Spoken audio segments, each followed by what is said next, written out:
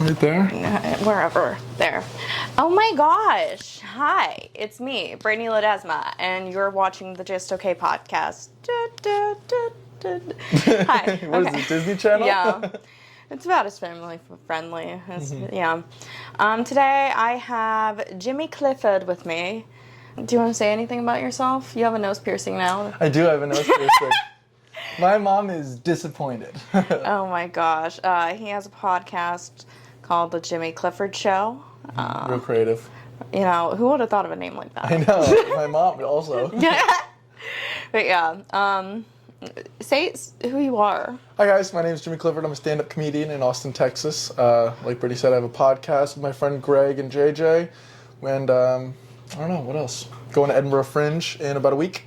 That's going to be sick. Are you pumped. excited? Yeah, well, I don't really know what to expect yet. Like, I've tried to do my research, but it's such a big festival that I don't know what the hell's going to happen until I get there. I didn't realize. I know so many people that are going, and I was like, wow, everyone just is getting their own place for a month to just do stand-up every night, and that's so sick. Yeah. Well, do you know how many shows are going to be there?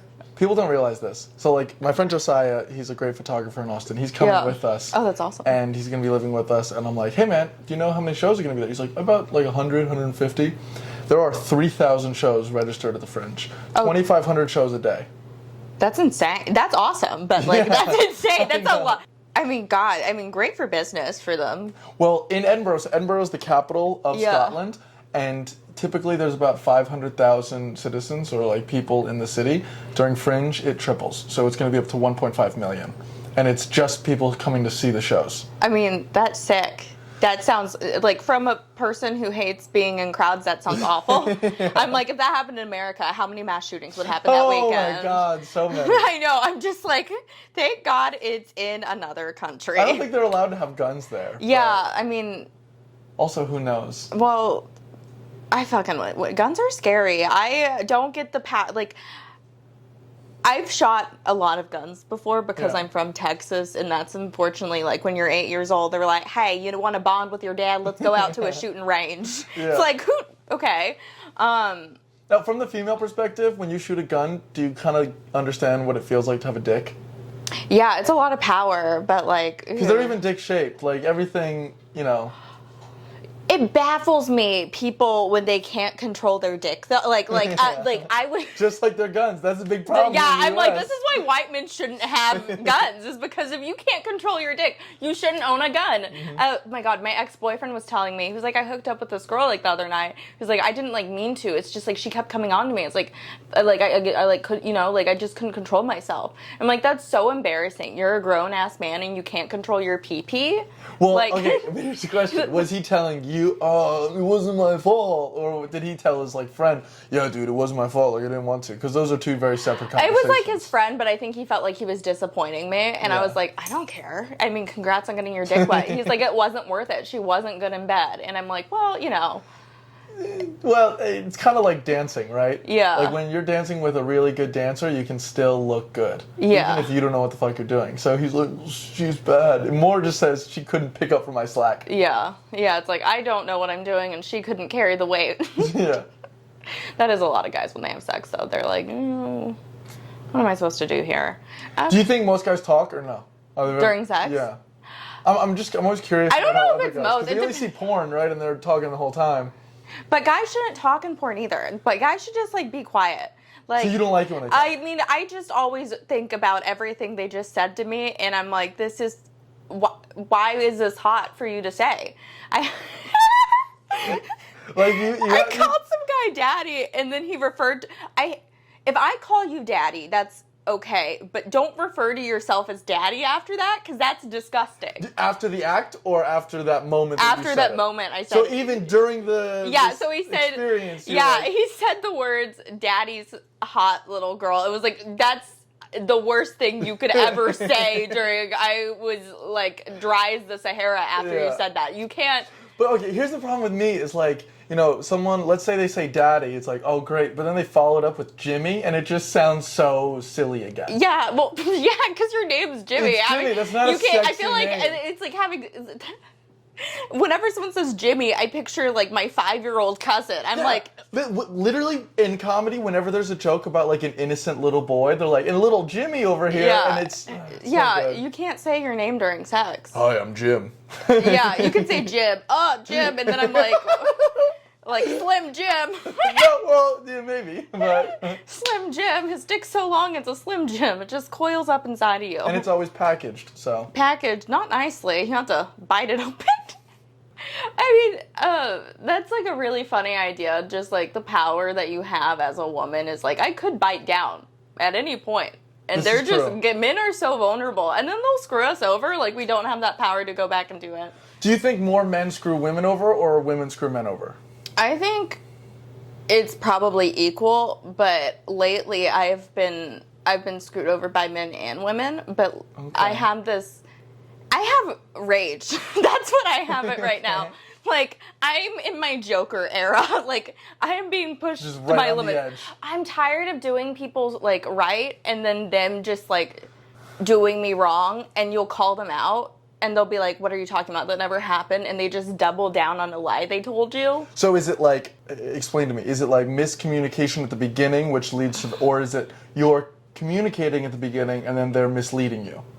Communicating and misleading.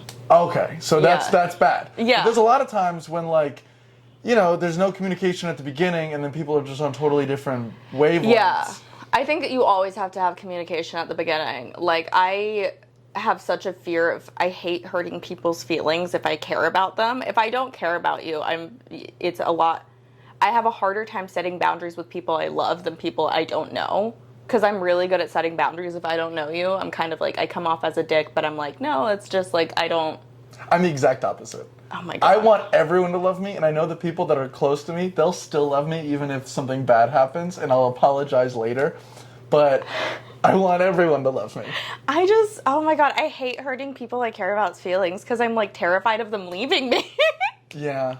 But that's just because I have a fear of people leaving me. Because in my head, I'm like, who's gonna leave? Come on. I need that attitude. I've been having a lot of anxiety recently about getting in conflicts with my close friends because this is like the first time in my life I've had like a really good like friend group and like community like around me, and I'm just like so scared. I'm like, oh my God, if I get in a fight with them, they're gonna leave me. But girls also are a lot more fair weather friends, I've noticed, than dudes. Like, girls fight constantly. I don't fight with my close friends. I think How old is the oldest friend you have? How old? 26. No, I mean, how long has the friendship been? The oldest friend I've had is probably since sophomore year of high school. Mm-hmm. I have another friend that we don't talk too often, but since like kindergarten. Yeah. So my top 3 closest friends I met in preschool. And I feel like that happens a lot with dudes because girls are a lot more like, how can I put it? You're a lot more sensitive to each other's feelings, even if you're being sensitive to something that's not there. Yeah. You can be like, oh my God, I think something might be up with her, whereas guys would be like, oh, something's up with him? What? Like, until much later on. Yeah, I always generally ask if something's up, but I think I just don't. Like, do you think you're able to read your friends well and you can tell their emotions? Yeah. I can't. I just let them figure it out on their own. I just don't talk to people I grew up with because I wasn't like close to a lot of people growing up. Mm-hmm. But that's just like me switching schools a lot thing, I think. Maybe, but you know, yeah. My sister also has a new best friend every 3 years. Yeah, I don't like that. I don't talk to anyone from college. I don't talk to anyone. Because I was in a sorority, and a lot of them were snakes. Yeah, well, Who would have thought? Who would have thought? Who would have thought sorority girls aren't that nice? Now, in a sorority, though, isn't it weird because, like, it's kind of like a job. Like, they expect so much of you. It's crazy. I got in trouble for drinking at a party, and one of the girls ran and was like, Brittany went to go buy alcohol. I didn't leave. The alcohol was supplied. Why would I leave? Yeah, dummy. Yeah, it's like, use your brain. But, like, also you have to do chapter meetings every week. You have to do chapter meetings. You can't post things on Facebook or Instagram if it doesn't go against the brand. Sisters watching you. You have to... Even the big sister thing seems weird. Oh, it's insane. It's so weird. Like, it's so culty. You have to sign something that says, like, till death, and then I had to get a... Yeah, it's crazy. They were trying to fine me because I was, like, leaving the sorority. You had to get an annulment? I literally... Yeah, I had to get an annulment to get out of it. I had my lawyer write them a letter, just leave Brittany alone. Wow. And which sorority was this? Does it make a difference? They're I don't all want to say. same? Yeah. You don't want their lawyer responding to you. Oh my God, yeah. Well, I had my lawyer to just be... Because they were trying to, like, charge me, like, several grand to leave the sorority. It was like, no. But what's their leverage? They were like, we have t-shirts that you bought. I was like, I didn't buy any of these. And if you assumed I was going to be there, that's on you. Yeah. So it was really just that. It was them trying to charge me several thousand for t-shirts, which also don't even... they're not equivalent to several $1,000s. Yeah. It's also, like, they're super creepy sororities. Yeah. Like all those welcome videos. Yes. Those scare the shit out of me. I think they're so funny. I love them. It's like, so terrifying. Sisters. Yeah, well, they're insane. They're like, oh my God, how are you? Are you good at girl flirting? Girl flirting, like for friendship? I know. Are you good at girl flirting for, like, romantic better? No, I'm bad at all types of flirting with girls. I'm not good at turning on the charm. I'm not good at, like, it takes a lot of energy for me to do, like, the recruitment stuff in my sorority. So I was so bad at it. Yeah. I was like, I could keep it up for, like, one person and that was it. Like, I can't. And just back. Yeah, and then it was just like, bitch, I'm like, I'm so sorry. I've been here all weekend. I have no energy. I want to kill myself. You should join us. You too can want to kill yourself. Yeah. We'll all drink Kool-Aid together after this at our next chapter meeting. Yeah, it was not fun. I don't regret doing it, but I also, because, you know, I think everyone wants the traditional college experience, and I tried so hard to get that, but I also didn't really I got it for, like, one semester. Mm-hmm. I went to community college, which I already had, like, a year of school behind me once I graduated high school. So I transferred to Texas State with, like, 2 years finished already. And, like, all my friends were still freshmen in college. And it kind of sucked. Because I never got to... I wanted to do the dorm so badly, and I never got to do the dorm. Yeah. That's not... I know. I heard I didn't miss out on anything. I think I have what is known as the worst college roommate of all time. My freshman year. Okay. Tell me. So he was a baseball player, and he would work out every day. And he would go to the gym, come back, super sweaty, take off his clothes, fold them, and put them back in his drawer. That's disgusting. Not even, like, keeping them on, like, top. He would put them in with all the clean clothes. So gross. He would get sick all the time because he would go out drinking and then wake up early to go work out, so his immune system was down.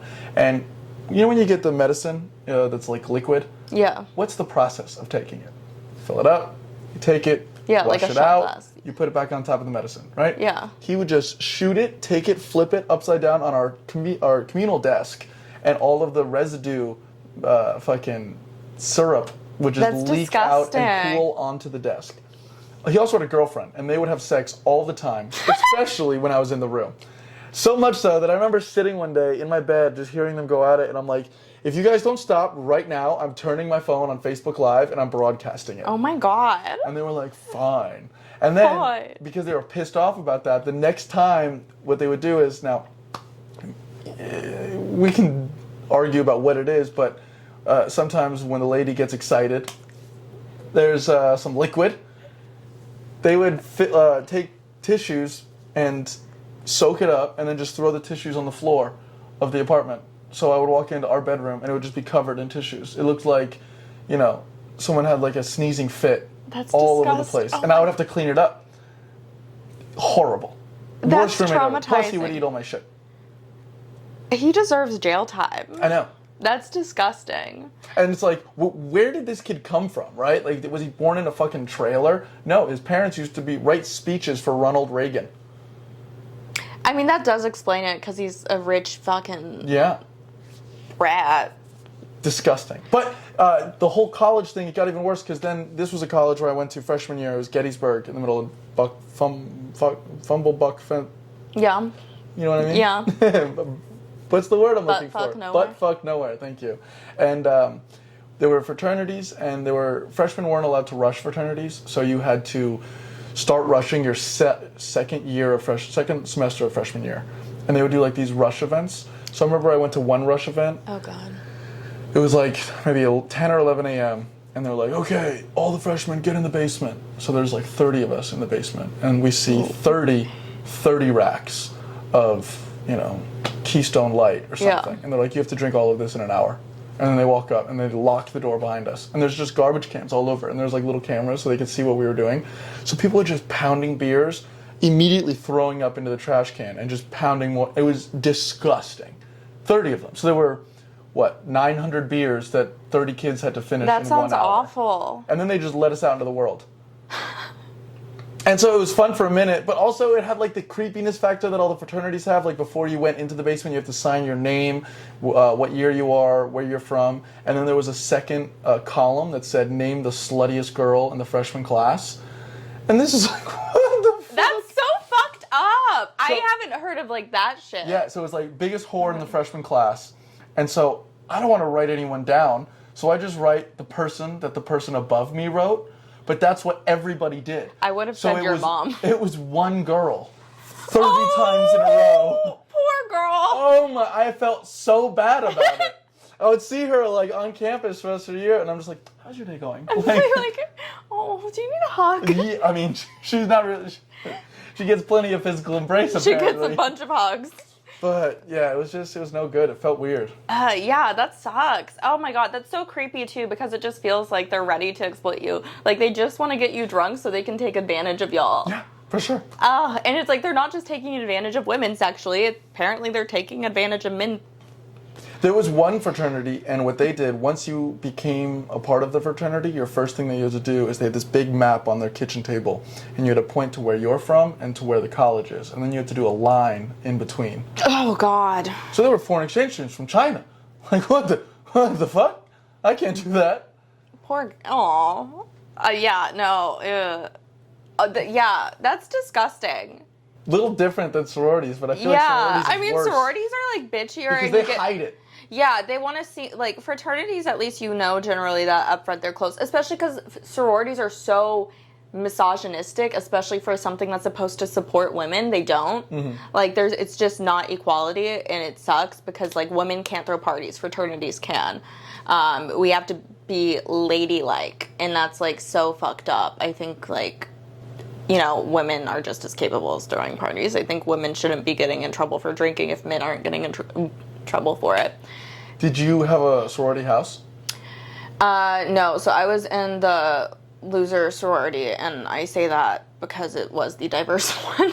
Nice. Because that's how fucked up the system is. But were there sorority houses? Yeah, there were. Because in Pennsylvania, there's a rule that any house that had more than, I think, 4 or 5 women living in it is a brothel.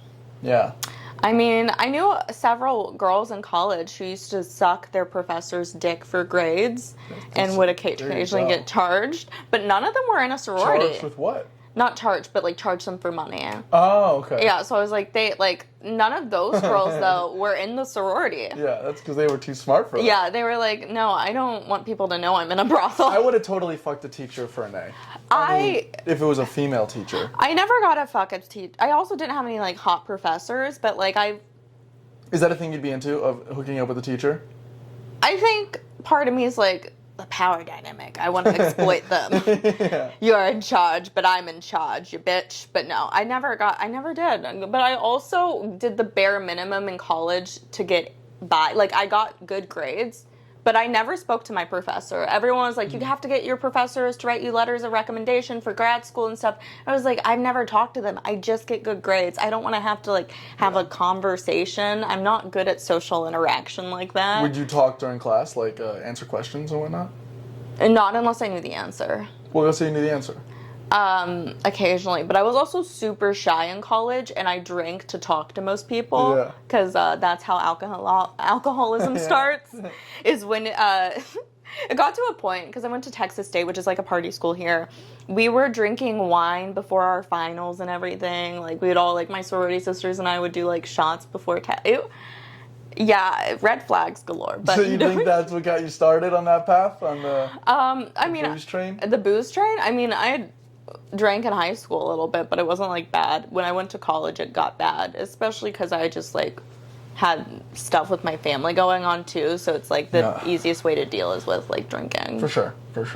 Now, were the high school parties like, you know, you see on TV, these high school parties are like crazy. I didn't go to any of the cool, I went to one cool high school party because I was only invited to one my senior year, but then junior year I would hang out with, I was dating, I don't count it as dating, but but he was like my first high school boyfriend. He was friends with like 21-year-olds, and so me, this cute 17-year-old, would go hang out with him and his friends and drink beer at their house. Isn't it cool how the 21-year-olds are so cool when you are not that? But when you're 21 and they're hanging with 17-years-olds, I'm like, ew, what a fucking loser. Who was I hanging? I was hanging out with fucking losers. Yeah. Like it felt so cool at the time, and then I got to be 21, I was like, yeah, I can't have a conversation with a 17-year-old. We're speaking different languages right now. Even that 21-year-old, you're still cooler than... Oh, I can't hang out with 21-year-olds either now, because I'm like, wow, I still don't know what they're saying. What's the youngest you would date? Youngest I would date, if a chick, I date younger women, like up, like, if 22. Power dynamic. No, not a power dynamic. It's just... You want to be the big mama. No, it's just like I can talk to a 22-year-old. You can get into bars and stuff. It's only like a 2 years age difference for me. They say what? But I can't date a... plus 7? How old are you? I'm 24. 24, so 19 is technically the I would never date a teen. If you have a teen in your age, like one of my friends started dating a 19-year-old, and I was like, okay, tell me you want to be a father to someone, okay? What about, there's a big group of people that, you know, in my adulthood I've realized definitely want to be fathers and just date people with families. That's insane. Like, I couldn't have, kids, no thank you. I don't think ever. I recently realized and have come to terms, I want to have a child one day. I don't want to birth it because that's disgusting. Mm-hmm. But I want to be rich and have a surrogate and pay someone else to take care of my kid. That's fair. I want to be the dad. Do you think that, let's say, a hypothetical couple, man, woman, couple, wife gets pregnant, does the husband need to be there during the delivery? I think he should. Why?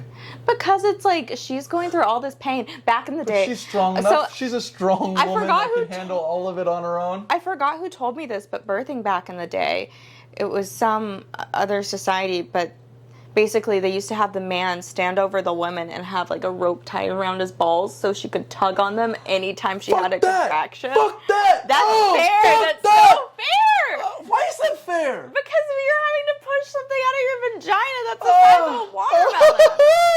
Oh no. That's fair. It's I don't like think it's if I fair at all. ever got knocked up and was told, I had some guy tell me recently he wanted me to be his baby mama. I was like, okay, you're tripping. Was this in person or online? In person. Was it after your set? No, it was not. I just was told by a guy who was like, I want Was you. it on a date or like what was the scenario? He just walked up to you and was like, "Hi, my name's Kevin." Anyway, it was like you'd be Hey, I'm out here looking for a baby mama. Yeah. Here is my card. Get back to me with your application. There's a guy, handsome, not too handsome, no job, lives on his futon, super cool personality. Are you dating him? I've Lives on done his that. brother's futon. Yeah, I've literally No done prospects. that before. You ask him, "Oh, what are your goals?" No goals. Yeah, I've done that before and mad regret. So you wouldn't do it again? I wouldn't do it again. I've like just been out here ghosting guys when they do one thing that's like, well, I actually don't ghost. I tell them. Like this guy blew off plans we had and he was like, well, I didn't know those were concrete. And it was like, you checked with me the night before. Oh, how early did he blow off plans? It was within 24 hours. So he was like, oh, are we like Sunday? Like what time? And I was like, yeah. Like I'm still good then. It was just in Nashville. And I was like, okay, that's cool.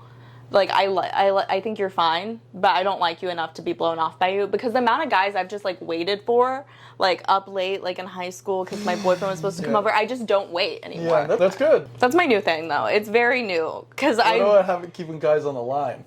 Me? Yeah. Do you keep guys on the line? Like, oh, you went on one date, it went well. Hey, maybe we'll see each other next week. And then you're going to keep dating other people, but, like, he'll hit you up and Yeah, well, I did that, but I've kind of just, like, stopped dating. I just, like, I'm just cool with being alone right now. Like, okay, that's good. I see guys But, like, most of them don't even live in this state. Like, I prefer it that way. I don't want to get attached to anyone. Okay. I don't have the time for a relationship. Like, mentally, I would rather just be alone because I'm happy. What about girls? Girls? Yeah, I mean, it's the same thing. Is it, well, you know, you have this whole aspect that I'm not privy to in the sense of, like, you're attracted to both. Do you notice a difference between dating men or women? Whenever I've dated girls, actually this happened with a guy recently too, but only one guy. Most of the girls I date, I just hate the maintenance of texting.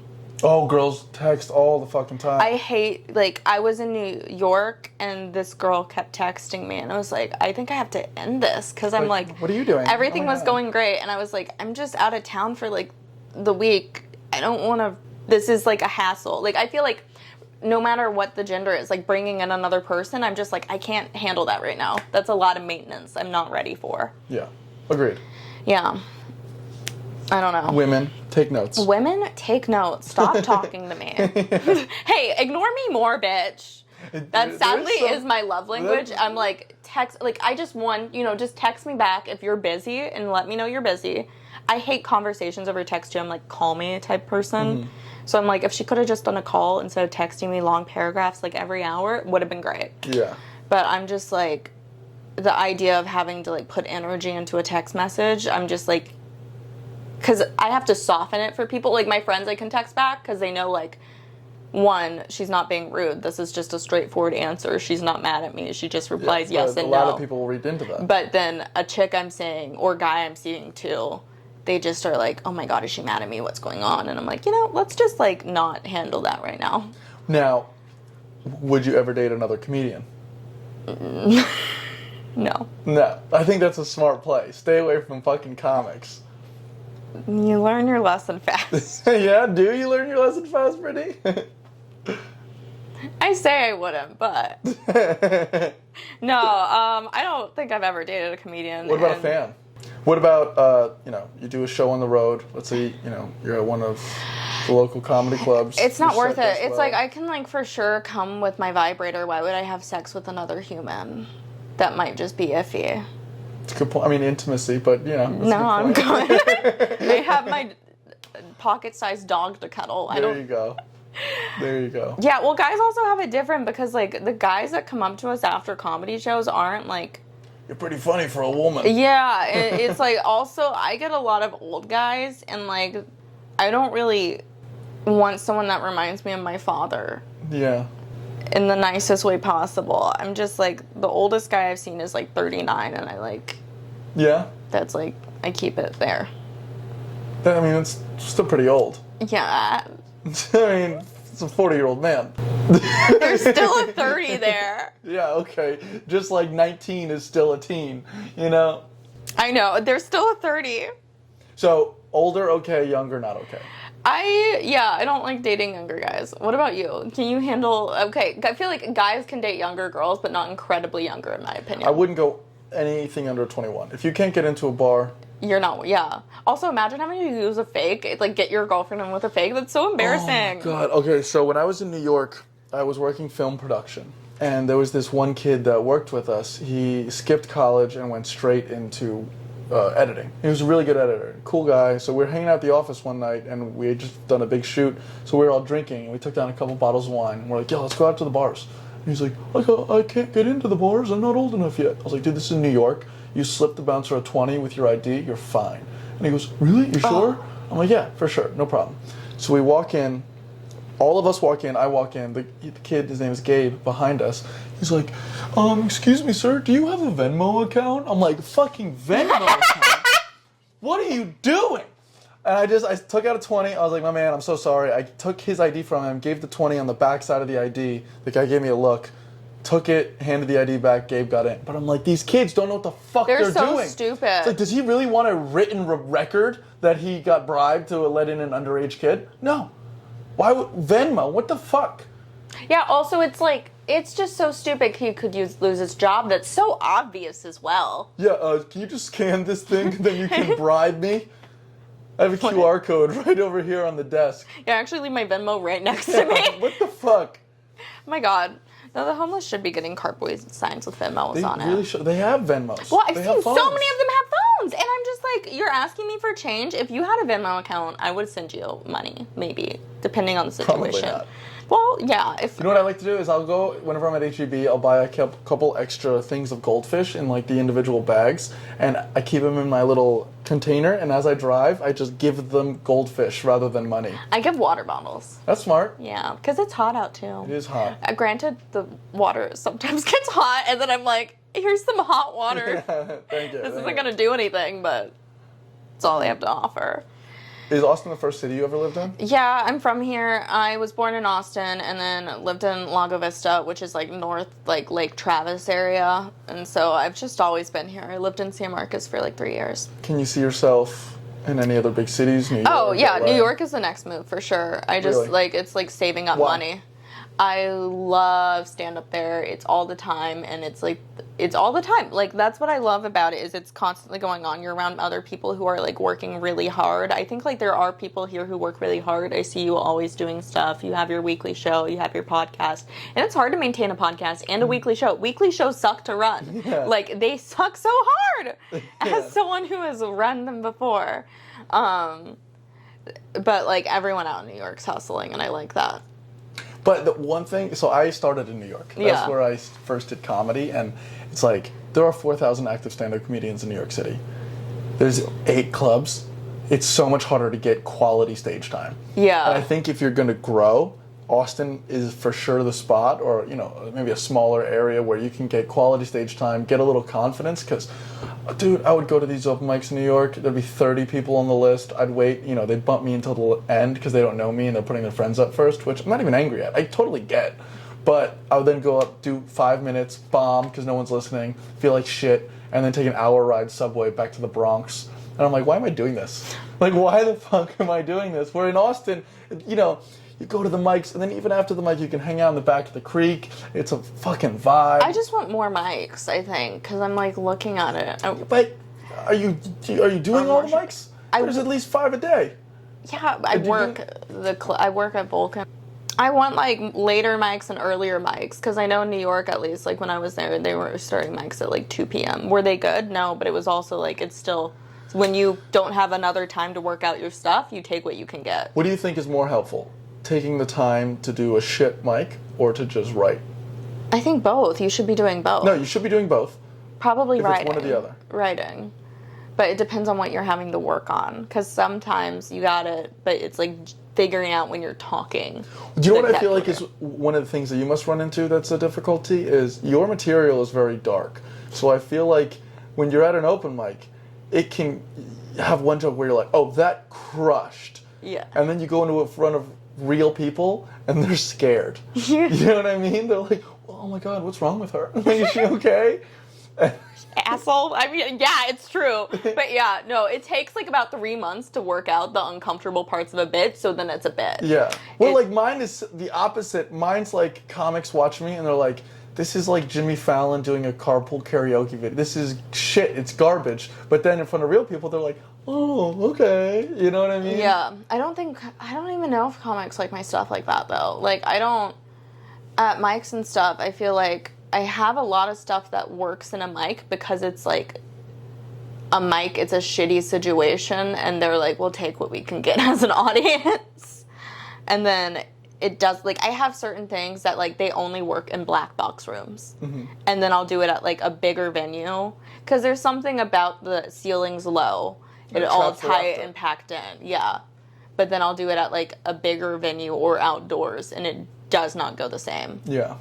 Wait, when you think of, like, if you made it big, you're the biggest comedian in the world tomorrow. Yeah. What do you think your audience looks like? Oh my God, I know what they look like and I'm terrified. Yeah? Is it men? Is it women? What is it? It's both. I did the Pervert show in June and I got an applause break for a joke that, in my opinion, doesn't deserve an applause break. Yeah. And they just ate everything up. And I was like, oh God, this is my crowd. These are... Oh God, I love them. But I am terrified of them. It was like, there were people wearing cat ears. Definitely the types of people who put like butt plugs in, but they have a tail coming out, and I'm like, this is... And roller skates. Yeah, this is scary, but I love them. I love them. Yeah. But yeah, like, I got tweets after the show from some people. They were like, we just saw Brittany Ledesma at Creek in the Cave. You have a new fan. And I was like, thank you so feels much. good. This is so scary. Okay, no, with that being said, the other day my dad, my family lives in Jersey. Yeah. My dad works in factories, like that's what his Yeah. job is. He went to one factory to make a sales call, sits down, it's like a meat packing plant in Trenton, right? And the dude that was talking to him, he's like, hey, how you doing, John CLifford? He goes, John CLifford, you related to a kid that does comedy? And my dad's like, what? And he goes, yeah, I follow this kid on TikTok, and he tells dirty jokes. You know this kid? He's like, that's my son. And it's like, oh yeah, that's my audience. Yours is meatpacking 50-year-old men that work in factories in New Jersey. I mean, I have 50-year-old men that love me too. Probably at the same meatpacking district. How weird is that? My dad's like, what? You saw it online? My dad didn't even know what joke he was talking about. Yeah. He's like, yeah, it's about your mother has Down syndrome or Alzheimer's or something. And I'm like, He's like, that's my wife. close enough, yeah. But Oh God, yeah. I mean, working Rogan shows and stuff is like shows me that no comedy fans are cool. no. They're all, but and like that's what I love about them is because like I want to say jokes that resonate with people, and there's so many different groups of people out there to reach. Totally, especially you see when you're working at Vulcan or me at the Creek. I always ask people, where did you hear about the show? And like most people just hear about it through like a podcast. Like Stavi sold out because of his podcast. Yeah. Nick Mullen, Tim Dillon, Tom Segura, Theo Vaughn, all of them. It's just like they want to hear you. And like in our head, we're like, oh, we're little poets writing this masterful material. My dick joke's gonna be so funny. But then when people come to the show, all they want to do is see Brittany. You know what I mean? I had one of my podcast fans the other day lives in Dylan Sullivan's complex. Oh shit. Yeah, and Dylan was like walking home, and they stopped and they were like, "Oh my God, I saw you from that podcast. Are you the guy from that podcast? The one with Brittany Ledesma, Just Okay?" First of all, and Dylan's like, "This is so cool, but also I'm incredibly terrified that one of your fans knows where I live." Yeah. Lesbians are scary. Is that what you're lesbians? Nice. People used to bully me with that in middle school, and I'm like, perfect. it's the best name ever. So my favorite mic of the week is the heckle mic at the Creek. You would love that. I fucking love the heckle mic. Oh my God, it's so much fun. And the other day, there was one kid that we hadn't seen, and everyone just started ripping into him. I feel bad though when that happens. Yeah, but you signed up for it. Yeah, You sat in the audience. You knew he wasn't first. He saw what happened to everyone else, and then he still got up. I feel like the heckle mic isn't even like heckling. It's just cat calling. Yeah. It's a cat call mic. It's like. So this guy just gets ripped up. And the next morning, I wake up, I'm a little hungover, I'm wiping everything out of my eyes. I walk downstairs, I'm in like a tank top and shorts. I go to get the mail, and he's right there, outside my apartment. And I'm like, what the fuck? And he goes, oh man, we're neighbors. And I'm like, oh fuck. Like, I said some really mean things to you, and now you know where I live. I didn't mean them. And I was like, you did great, buddy. You did great, champ. You'll get him next time. Oh, because the heckle mic can get so rough. Yeah, I don't do the heckle mic because I don't want to get my feelings hurt. There was one girl that came from New York, and she felt like she was hot shit, right? She's like, I remember the New York Creek, and that was some rough, nitty-gritty, some hard shit. This is like very hoity-toity and fancy. And then she signed up for the heckle mic. She was a bigger girl. She gets on stage, first thing someone says is, best supporting actress Oscar goes to The Stage. And then she just goes like this, she goes, and then they're like, ooh, right on the chin. And someone else goes, which chin? Boom, boom, boom. And then she's like, why did I sign up for this? So it's still nitty gritty. I refuse to do the heckle mic because I will get my feelings hurt. You can just sit back and yell. I don't like being mean because they don't deserve it. But I don't like heckle. What if it was your friends? What if I went up there? You wouldn't be mean to me? Yeah, but we're friends. Yeah, exactly. But most of the people are comics that I'm friends with, and that's what makes it fun. Yeah, I don't know. I called Mike eating fat like 6 different ways. I feel like the heckle mic isn't the heckle mic because heckling is like something over like a joke. Yeah. Like, that's just the cat call mic. Well, okay, I see your point, but you can beat the heckle mic.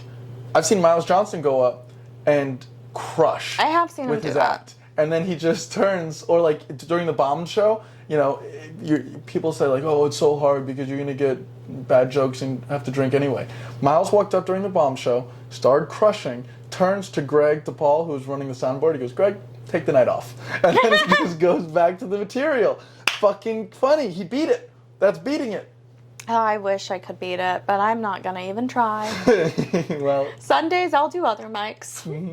It is Also, the last it's mic of the late, night. and I'm like, I'm not gonna stay up that it's late. a 10 o'clock mic. Yeah, I don't. If I don't work on Sunday, I do not stay up late on Sunday. Mm-hmm. Sunday is my day of rest. Yeah, for the Lord, just for the Sabbath. Sabbath. Okay. Well, do you have anything else you want to add? No. Follow the Jimmy CLifford Show on YouTube. That's it. Okay. We have some really fun guests coming up. We have Michael Blaustein. We got Zod on the podcast I the love other day. Zod. He was so funny. We have another episode with Swiggy coming out. Ooh. You know Swiggy? I do. Wild man. Wild. Yesterday at the Heckle Mic, he was talking, or 2 days ago at the Heckle Mic, he was talking about having sex with manatees. That's a lot. It was a lot. Manatee? You mean a manatee? Yep, there you go. That was also a lot. Okay, well, thank you so much for watching. Have a blessed day.